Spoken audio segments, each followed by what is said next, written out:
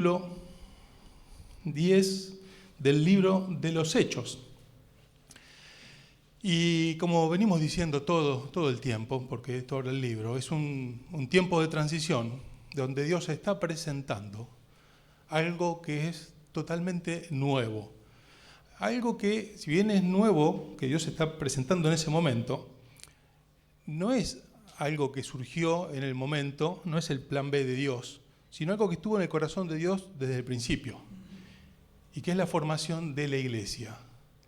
Y el capítulo 9 viene hablando de milagros, y allí escuchábamos acerca de la conversión de Pablo, de cómo Dios cambió el corazón de un hombre que perseguía la iglesia, y bueno, todo lo que escuchamos no lo vamos a repetir.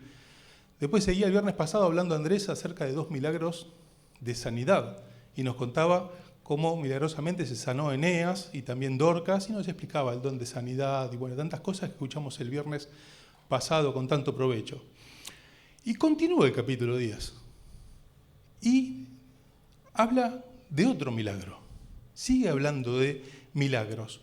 La primera mitad del capítulo hasta el verso 22 habla de la preparación de este milagro que ahora vamos a meditar, y la segunda mitad habla de la ejecución de este milagro. ¿Cuál es el milagro? ¿De qué cosa va a hablar el capítulo 10? De la conversión de los gentiles. De cómo se añadió al pueblo de Dios los gentiles. ¿Quiénes son los gentiles? No es gente amable. Los gentiles son las gentes. Y así se refiere la Biblia, a los no judíos. Algo que hoy nos parece común, pero que se añadan los no judíos a la iglesia, era un milagro. Hoy no nos llama la atención porque nosotros todos somos gentiles. No hay entre nosotros ninguno judío. Y a nosotros hoy nos parece mucho más milagro, nos llama mucho más la atención la sanidad por poder, como leímos el viernes pasado, que gente que se convierta. Gente que se convierta nos parece normal, no nos parece un milagro. Para entender por qué esto realmente es un milagro, tenemos que ponernos en situación, ubicarnos en el tiempo que se está escribiendo esto, para entender por qué es un milagro. Y es que para los judíos, que eran el pueblo de Dios, no porque a ellos se les ocurrió, sino porque Dios los escogió. Por su misericordia, dijo, ni por ser los más fuertes, ni porque los amé, yo los escogí, porque Dios quiso. Y eran el pueblo de Dios realmente. Para ellos, aún juntarse con gentiles, con no judíos, era abominación. Avanzando el capítulo que vamos a considerar, en el verso 28, cuando Pedro le habla a gentiles, le dice, vosotros sabéis cuán abominable es para un varón judío juntarse o acercarse a un extranjero. Pero a mí me ha mostrado Dios que a mí ningún hombre llame como uno inmundo, ¿no? Que primero, qué manera de caerle bien a la gente que estaba hablando. Dice, para un judío es abominación. Pero ahí aclara, pero Dios me dijo otra cosa. Porque era lo que pensaban hasta ese momento. Un poquito más adelante, en el capítulo 11, que ya es un tema para más adelante, pero los versos 2 y 3. Dice que cuando Pedro volvió a contar esto que vamos a meditar que ocurrió en el capítulo 10, a Jerusalén, oyeron los apóstoles y los hermanos que estaban en Judea, que también los gentiles habían recibido la palabra de Dios.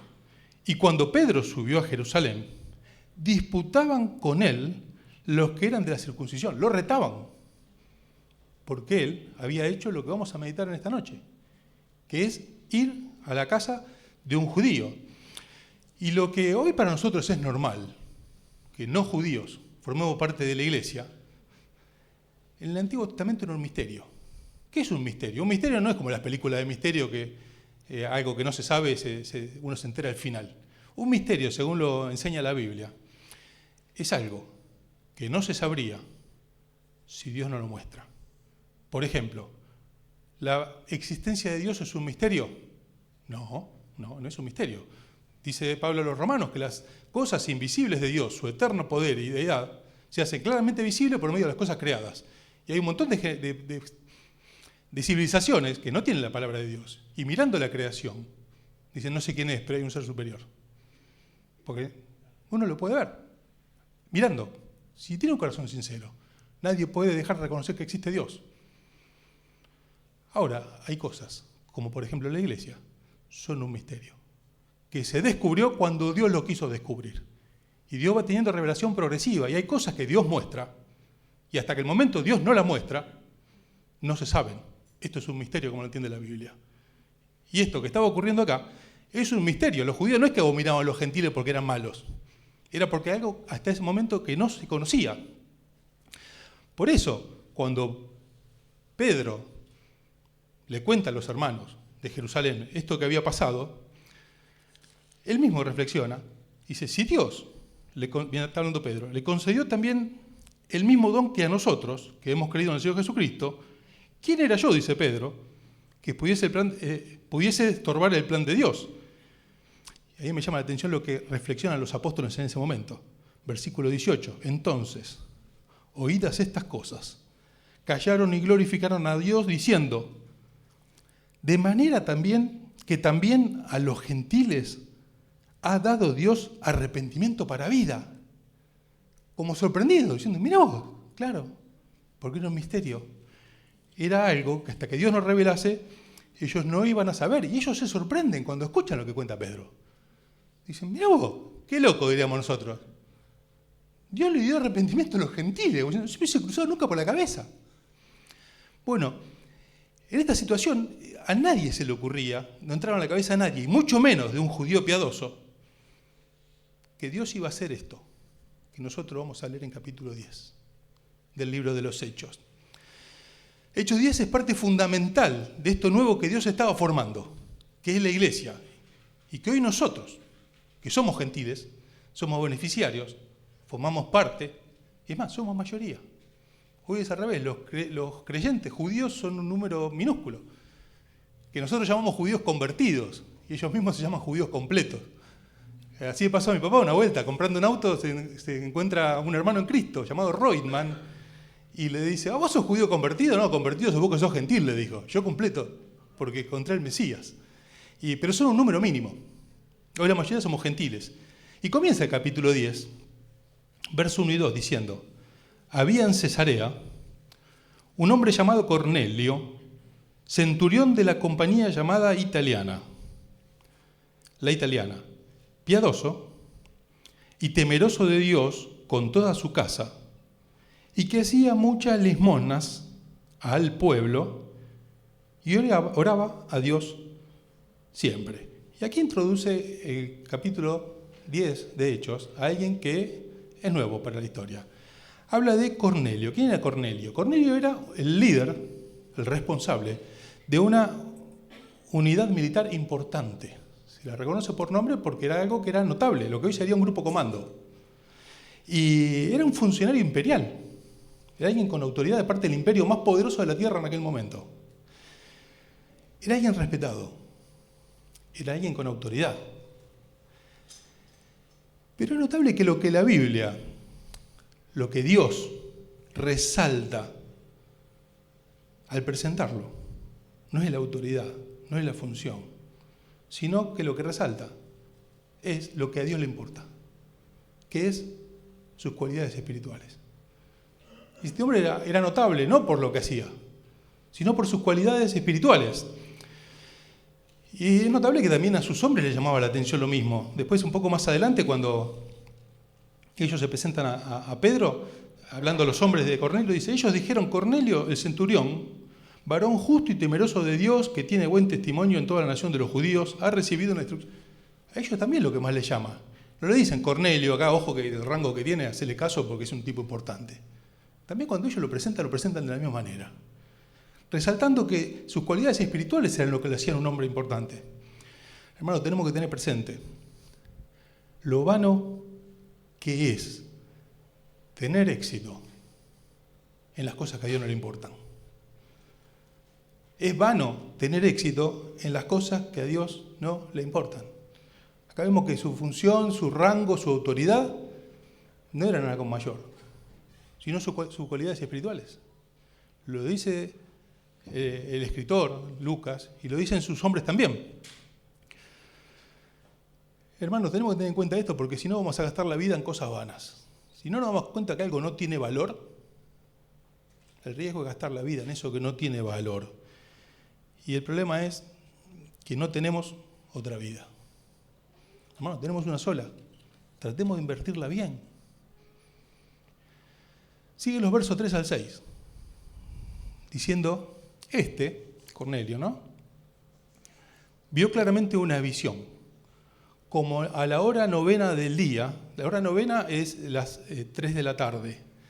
El día judío se dividía en las horas del día, de 6 de la mañana a 6 de la tarde, y en las de la noche, que llamaban las vigilias, que eran 3 horas cada una, de 6 a 9 la primera vigilia, la segunda así cada 3 horas. Y el día arrancaba a las 6 de la tarde.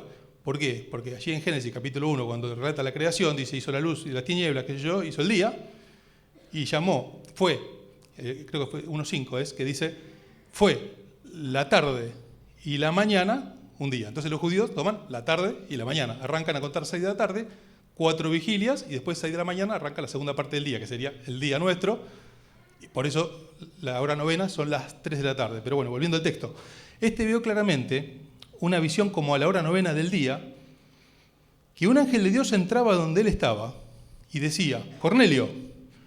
Él mirándole fijamente y atemorizado, dijo, ¿qué es, Señor? Y le dijo, tus oraciones y tus limosnas han subido para memoria delante de Dios. Envía pues ahora hombres a Jope, otra ciudad, y haz venir a Simón, el que tiene por sobrenombre Pedro. Posa en la casa de cierto Simón Curtidor, que tiene su casa junto al mar.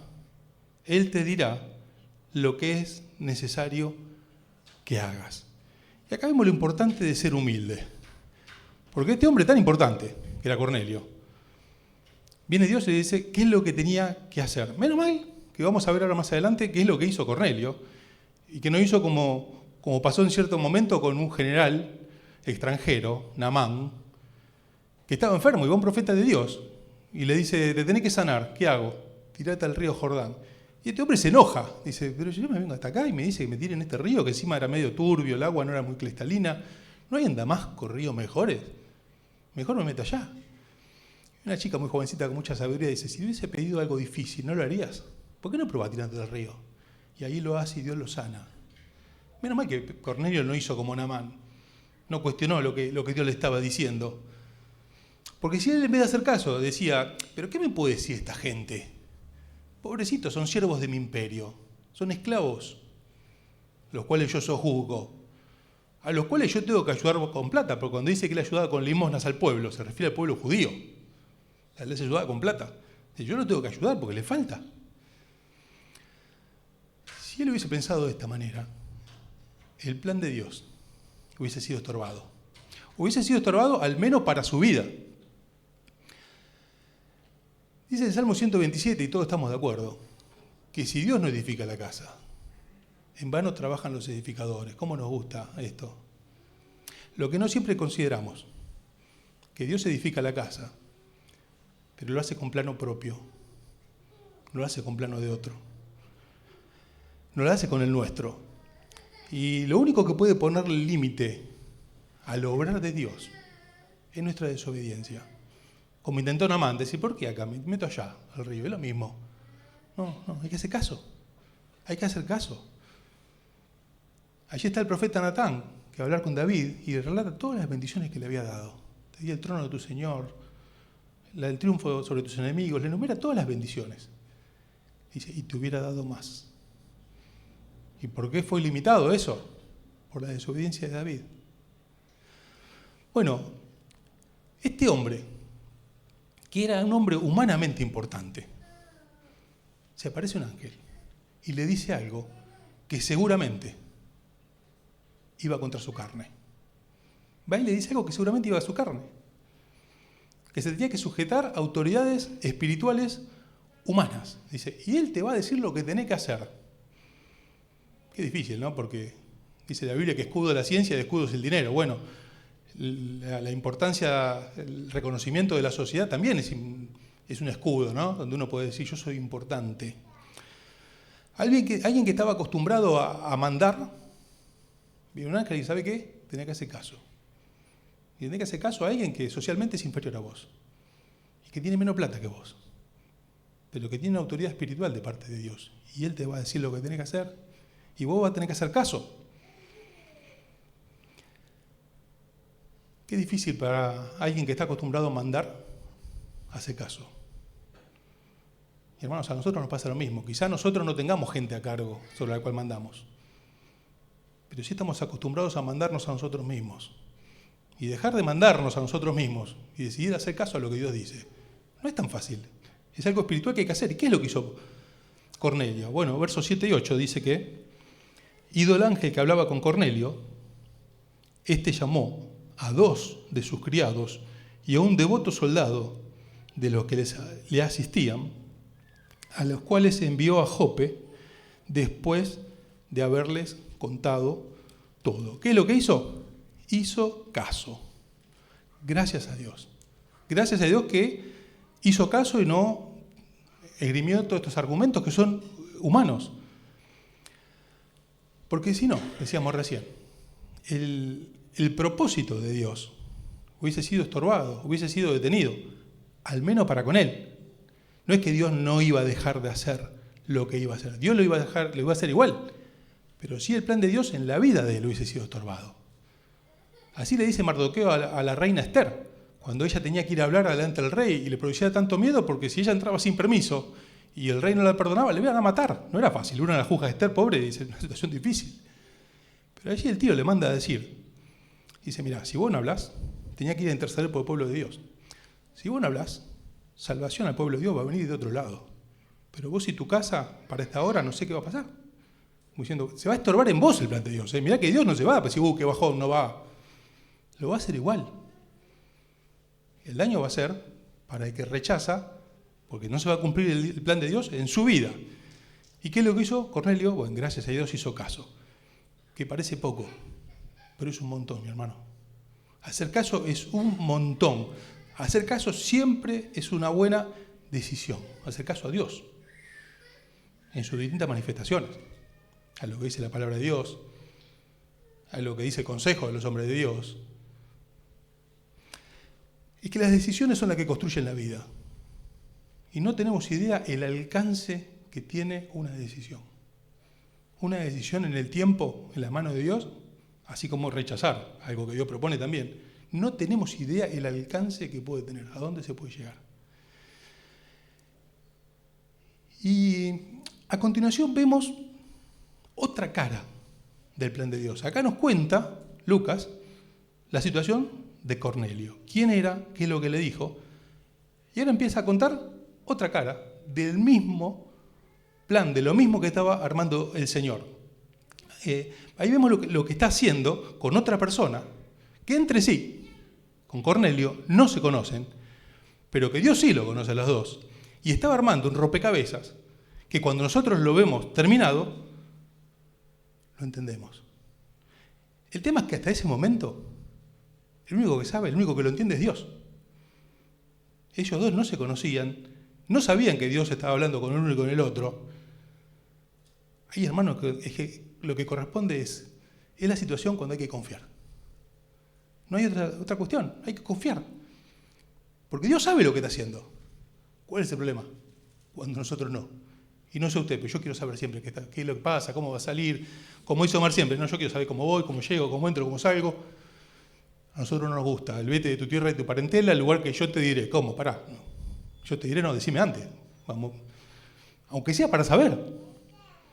Bueno, hermanos, confiar es fe. Ahí se ve la fe. Y los versos 9 al 16 dicen que al día siguiente, mientras ellos iban por el camino, los siervos de Cornelio, y se acercaban a la ciudad, 9, iban por el camino y se acercaban a la ciudad, Pedro subió a la azotea para orar cerca de la hora sexta. Y tuvo gran hambre y quiso comer, pero mientras le preparaban algo, le sobrevino un éxtasis. Y vio el cielo abierto y que descendía algo semejante a un gran lienzo que atado de las 4 puntas era bajado a tierra, en la cual había de todo los cuadrúpedos terrestres y reptiles y aves del cielo. Y le vino una voz: levántate, Pedro, mata y come. Entonces Pedro dijo, Señor, no, porque ninguna cosa común o inmunda he comido jamás.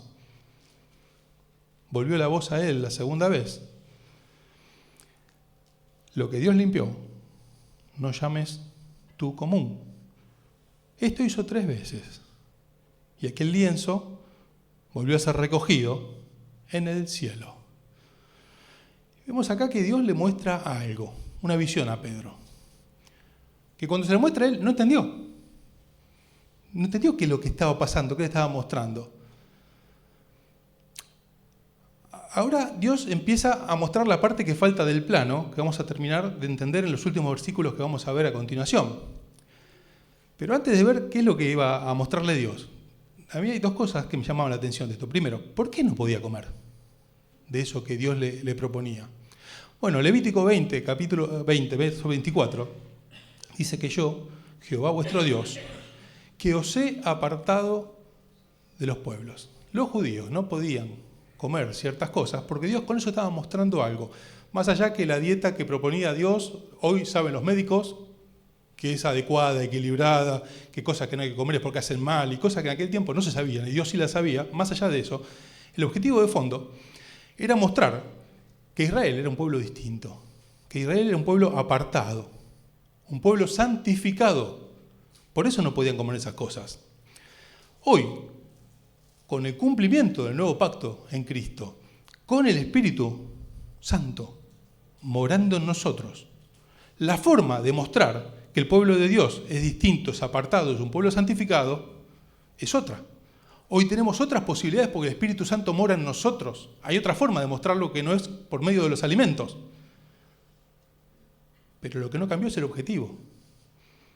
En aquel momento, el no comer algunas cosas eran para mostrar que el pueblo de Dios era distinto, apartado, santificado. Hoy la forma de mostrar esto cambió, pero el objetivo no cambió. Es el mismo. Hoy ni nunca la forma de ganar al mundo nunca fue pareciéndose al mundo. El objetivo de Dios en otro momento, por la comida, hoy por el accionar del Espíritu Santo en nuestra vida, es el mismo. Mostrar que somos distintos, porque nunca fue el plan de Dios ganar al mundo pareciéndose al mundo. Hay un dicho que no es bíblico, pero que dice que cuando el agua entra al bote, el bote se hunde. Cuando el mundo entra a la iglesia, la vida espiritual de la iglesia se empieza a hundir. No la salvación, gracias a Dios, porque eso no se pierde, pero sí la vida espiritual. Y mis hermanos, esto no es legalismo. Esto es un principio que Dios estableció, que el pueblo de Dios es distinto. En otro tiempo, comiendo algunas cosas y no comiendo otras. Hoy con algunas conductas que enseña la palabra de Dios. La forma de mostrarlo es la misma. El objetivo es el mismo. Y qué notable cómo le contesta Pedro. Le dice enseguida, Señor, no. Qué notable, porque nunca estas 2 palabras pueden ir en una misma oración. No y Señor nunca pueden ir en la misma oración. ¿Es Señor o decido yo y te digo que no?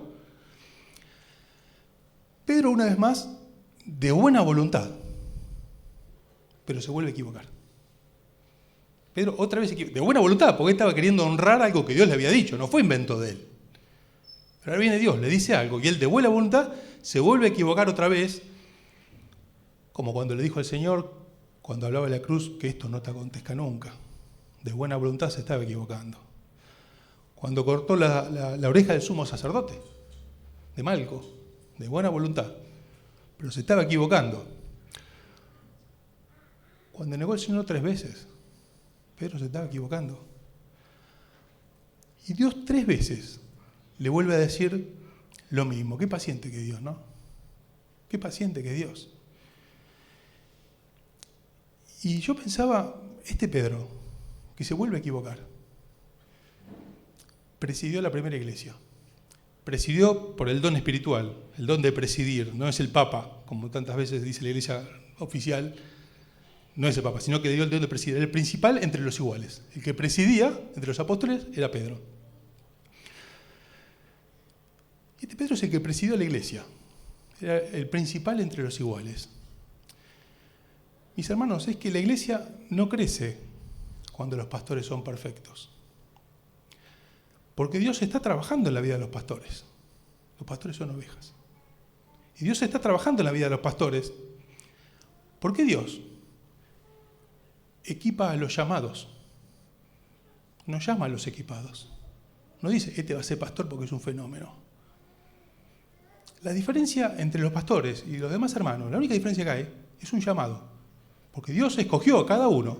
Y a los pastores tienen un llamado distinto a los otros hermanos que tienen otras funciones igualmente importantes. La diferencia es de llamado. Y llama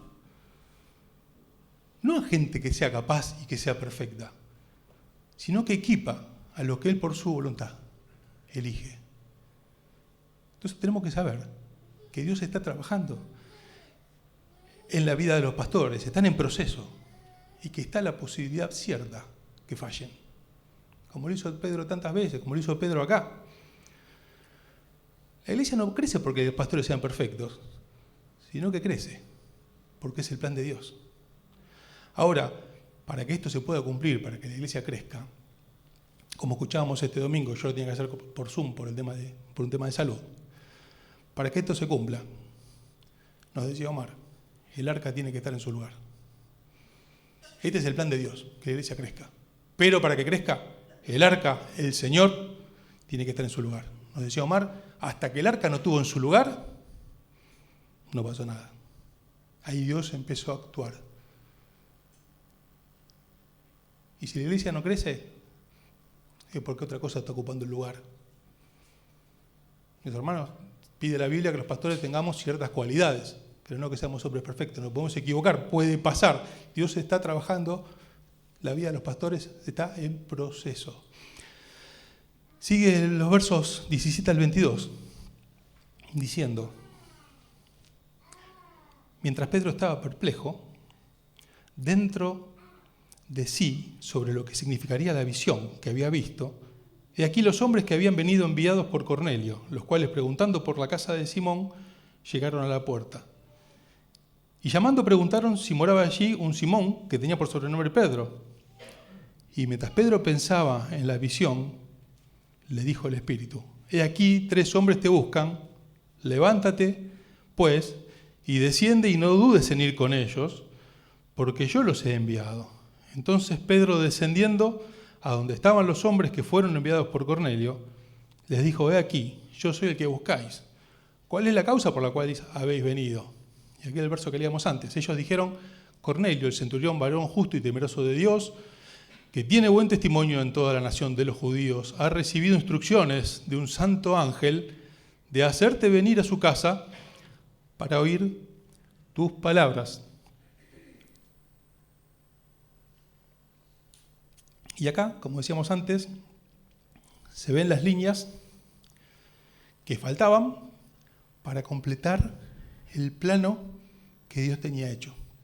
Yo cuando leí esto me hacía acordar, muchos de ustedes no lo llegaron a ver, a los dibujos que hacía Jorge Copazo. Él tenía una habilidad enorme para hacer dibujos, a una mano alzada, hablamos con Guillermo el otro día, cómo hacía un dibujito de una reforma y le agregaba plantitas, árboles, todo, y decía, ¿cómo puedo hacer esto en 2 minutos? Y él, con el fin de evangelizar, muchos de nosotros lo vimos, otros tantos no lo vieron, hacía un cuadro con unas tizas especiales, sobre el cual después predicaba. Un cuadro que terminado era hermoso, pero lo hacía de tal manera que empezaba a hacer manchas y dibujos y rayas, y uno estaba ahí media hora mirando diciendo, ¿qué está haciendo? Parecía un garabato, no se entendía nada, no había forma de saber a dónde estaba apuntando. Y sobre el final hacía 2 o 3 rayas más y aparecía el arca de Noé, la cruz, diversos diseños hermosos, sobre el cual después predicaba. Bueno, acá pasa lo mismo. Se termina de ver las últimas rayas, donde podemos terminar de entender qué es lo que Dios estaba haciendo. Que los gentiles eran añadidos a la iglesia. Se termina de ver el plan de Dios, el diseño que Dios tenía en mente. Y hermanos, cuando vemos estas cosas, que hoy nos parecen normales, tenemos que ubicarnos en lo que Dios hizo en ese tiempo. Y tenemos que dar gloria a Dios por ese diseño. Porque, hermano, es el diseño de la iglesia, la cual vos y yo formamos parte, y que Dios pensó desde el principio. Yo no puedo entender que Dios haya pensado en mí desde el principio y haya hecho todo este plan durante siglos, durante años, haya mandado a su Hijo. Y todo esto estaba en el corazón de Dios desde el principio. Y aquí a partir de Hechos 10 empezamos a ver esto que Dios tenía pensado de tanto tiempo. Y hoy, mis hermanos, somos parte del pueblo de Dios. Y Pedro más adelante, unos 30 años más adelante, dice: vosotros, que en otro tiempo no eras pueblo, pero que ahora sois pueblo de Dios. Que en otro tiempo no habías alcanzado misericordia, pero que ahora habéis alcanzado misericordia. Y esto, hermanos, pasó en Hechos 10. Y ahí se cumple lo que escribe Pedro antes, que hoy somos linaje escogido, real sacerdocio, nación santa, pueblo adquirido por Dios, para que anunciemos las virtudes de aquel que nos llamó de las tinieblas a la luz admirable. Y este cambio que dice acá Pedro, empezó en Hechos 10. En esto que hoy lo leemos tan rápido, y es algo maravilloso lo que Dios hizo en este momento. Este proyecto de Dios desde la eternidad, la iglesia, se estaba concretando en el capítulo 10 de Hechos. La iglesia empezó en Pentecostés, pero acá vemos cómo son incluidos todos los gentiles. Y ahí Pedro termina de entender qué es lo que estaba pasando. Y del verso 23 en adelante, vemos qué es lo que hizo Pedro con esto que entendió. Pero el tiempo pasó, y esto es tema de Juani a partir del viernes que viene. Así que vamos a terminar con algunas conclusiones simplemente. Y yo cuando pensaba y meditaba en estos 22 versículos que compartimos recién, pensaba que Dios no comparte nuestros prejuicios. Dios no comparte nuestros prejuicios. Él edifica con plano propio. Nadie nos llamó a opinar. Y menos a opinar por prejuicios. Ni de plata, ni de ministerio, ni de posición social, ni de nacidos en casa o venidos al Señor de grandes. Cosas que para nosotros tantas veces son tan importantes. Mi hermano, no hay nadie más inclusivo que Dios. Y nosotros tenemos que decir amén. Porque lo que Dios determina está bien. Y Dios no comparte nuestros prejuicios. Y Él hace con cada uno lo que a Él le parece. Y según la respuesta que haya en su fe, será el progreso de su fe. Pero no según nuestros prejuicios. El Evangelio, mis hermanos, salva a los que están afuera. Gracias a Dios, porque un día nos alcanzó y salva a los que están afuera. Pero transforma, cambia la forma de ver, cambia la forma de pensar de los que están adentro también, como lo hizo con Pedro. Salva a los que están afuera, gracias a Dios, porque estábamos afuera, sin ninguna posibilidad, y un día nos metió adentro. Pero otra cosa que hace, cambia la forma de pensar, la forma de ver de los que estamos adentro ya. Y mis hermanos, si yo no estoy en este proceso, de estar cambiando la forma de ver, de estar cambiando la forma de pensar, de estar tratando de mirar como Dios mira, hay dos posibilidades. O estoy muerto, donde ya no tengo que cambiar nada porque tiene la presencia de Dios y ya no tengo la carne. O estoy muerto, o estoy detenido en mi vida espiritual. Si no estoy en alguno de estos dos procesos, o estoy muerto o estoy detenido en mi vida espiritual. Mis hermanos, Cornelio fue salvo cuando creyó. Siendo alguien con una conducta tan buena, no era salvo por su conducta. Y esto, mis hermanos, nos tiene que llevar a reflexionar acerca del peligro de acristianar. Cualquiera miraba afuera decía, este Cornelio, fenómeno, hasta pone plata, todo. Pero no fue salvo por eso. Y tenemos que tener cuidado, porque nosotros a veces con nosotros mismos, o a veces los pastores mirando, nos conformamos con estar acristianados, con no ser lo que era antes. Hoy nos movemos en un ámbito que es más sano, entonces eso es mejor. Sí, gracias a Dios, es mejor, pero eso no salva. Por eso todo el tiempo tenemos que estar nosotros por nosotros mismos y los pastores por todo el pueblo de Dios, evaluando frutos, evidencias de vida, que den testimonio que somos salvos. Porque si alguien me preguntaba por Cornelio, decía, sí, ¿sabes mejor que cuántos judíos es? Mejor que un montón. Pero no era salvo. Hasta que no creyó no fue salvo. Y qué bueno ver cómo Dios preparó todo. Preparó a Pedro, preparó a Cornelio, cómo Dios va adelante, cómo tiene un plan. Ahora, ¿cuál es nuestra parte? Pablo le escribe a los Corintios que su gracia no fue en vano conmigo. Pablo reconoce, fue la gracia de Dios. Por su gracia soy lo que soy. dice Pablo. Yo todo lo que tengo, si hay algo bueno, es por su gracia. No tengo nada que me lo haya ganado por mérito. Si hay algo bueno que tengo, es por su gracia. Pero ¿cuál es mi parte? Dijo Pablo. Yo no fui rebelde.